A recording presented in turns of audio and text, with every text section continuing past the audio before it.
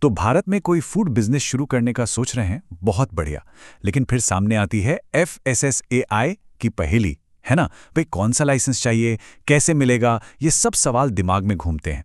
तो चलिए आज इसी पहेली को एकदम आसान बनाते हैं। और सच कहूं तो यही वो सबसे बड़ा सवाल है जो हर किसी के सामने आता है जो भी खाने पीने का काम शुरू करना चाहता है। मतलब चाहे घर से कोई छोटी सी टिफिन सर्विस चला रहा हो या फिर कोई बहुत बड़ी फैक्ट्री लगा रहा हो, सही लाइसेंस चुनना, यही तो पहला और सबसे जरूरी स्टेप है। तो फिर चलिए इसे समझना शुरू करते हैं। देखिए, FSSAI ने ना पूरे सिस्टम को बहुत ही साफ सुथरे 3 हिस्सों में बांटा है। और एक बार ये समझ आ गया ना, तो समझिए आधी मुश्किल तो वहीं हल हो गई। ये हैं वो 3 लेवल। सबसे पहले बेसिक रजिस्ट्रेशन, फिर आता है स्टेट लाइसेंस और सबसे ऊपर है सेंट्रल लाइसेंस।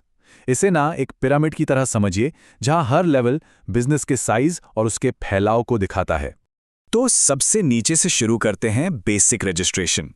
ये उन लोगों के लिए है जो अभी अभी शुरुआत कर रहे हैं, छोटे मोटे ऑपरेटर्स, जैसे कि कोई छोटा मोटा दुकानदार हो गया, स्ट्रीट वेंडर, या फिर जो घर से ही टिफिन सर्विस वगैरह चलाते हैं।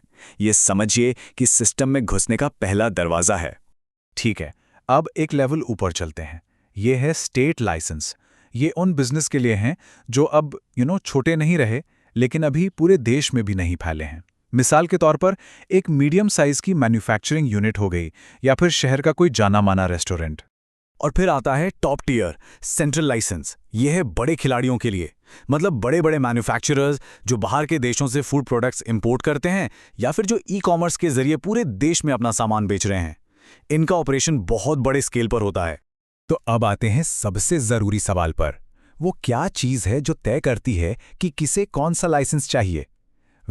इसका एक सुनहरा नियम है, और ये बहुत ही सिंपल है। तो देखिए, ये सिस्टम भले ही थोड़ा मुश्किल लगे, लेकिन इसका जवाब असल में बहुत सीधा साधा है। सब कुछ बस एक ही चीज पर आकर टिक जाता है। बिजनेस का सालाना टर्नओवर कितना है। अगर बिजनेस का सालाना टर्नओवर 1.5 करोड़ रुपए तक है, तो बस बेसिक रजिस्ट्रेशन से काम चल जाएगा। ये है पहला और सबसे आम लेवल। लेकिन जैसे ही बिजनेस बढ़ता है और टर्नओवर 1.5 करोड़ से ज्यादा पर 50 करोड़ रुपए के अंदर रहता है, तब लेना पड़ता है स्टेट लाइसेंस। और अगर टर्नओवर 50 करोड़ का जादुई आंकड़ा भी पार कर जाए, तो फिर बिजनेस सीधा सेंट्रल लाइसेंस की बड़ी लीग में पहुंच जाता है। अब ये देखिए, यहां पर सब कुछ एक ही जगह पर है। ये मास्टर टेबल है, समझ लीजिए। इसमें टर्नओवर, लाइसेंस का टाइप और उसकी सालाना फीस सब एक साथ दिया है। सच पूछो तो बस यही एक चीज है जो याद रखने वाली है। ठीक है, तो अब जरा देखते हैं कि ये नियम असल जिंदगी में कैसे काम करता है। कुछ आम से उदाहरण लेते हैं, उससे ये बात और भी साफ हो जाएगी। तो मान लीजिए कि किसी का डेयरी प्रोसेसिंग का काम है, दूध, दही, पनीर वगैरह बनाना। काफी कॉमन बिजनेस है ये, है ना। तो उनके लिए भी ये टेबल बिल्कुल साफ साफ बताती है कि क्या करना है। लाइसेंस कौन सा लगेगा, ये पूरी तरह से उनके टर्नओवर पर ही डिपेंड करेगा। 1.5 करोड़ तक बेसिक, 50 करोड़ तक स्टेट, और उससे ज्यादा हुआ तो सेंट्रल। चलिए एक और उदाहरण लेते हैं जो हम सब जानते हैं, एक रेस्टोरेंट का। और यहां भी सरप्राइज सरप्राइज, नियम बिल्कुल वही है।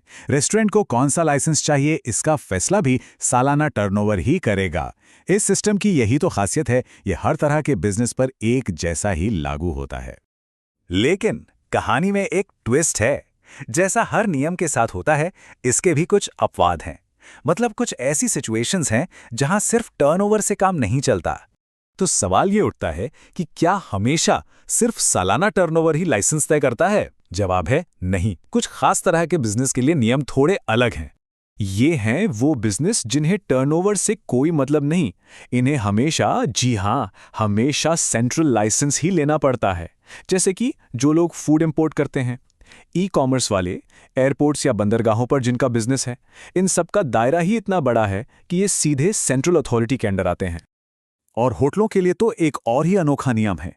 यहां लाइसेंस टर्नओवर पर नहीं, बल्कि होटल की स्टार रेटिंग पर डिपेंड करता है। मतलब 4 स्टार तक के होटलों को चाहिए स्टेट लाइसेंस, लेकिन जैसे ही होटल 5 स्टार या उससे ऊपर का हुआ, तो फिर सेंट्रल लाइसेंस लेना ही पड़ेगा। तो अब जब हमने नियम भी देख लिए और अपवाद भी समझ लिए, तो सवाल ये है कि अब आगे क्या करें? चलिए इसे 3 बहुत ही आसान स्टेप्स में तोड़कर समझते हैं। ये एक बहुत ही सिंपल सा 3 स्टेप प्रोसेस है।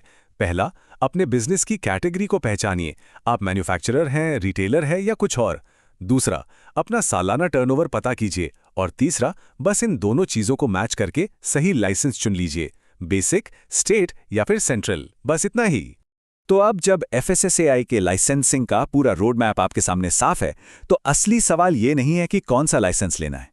असली सवाल तो ये है कि इस जानकारी के साथ आप कौन सा शानदार फूड बिजनेस खड़ा करने वाले हैं।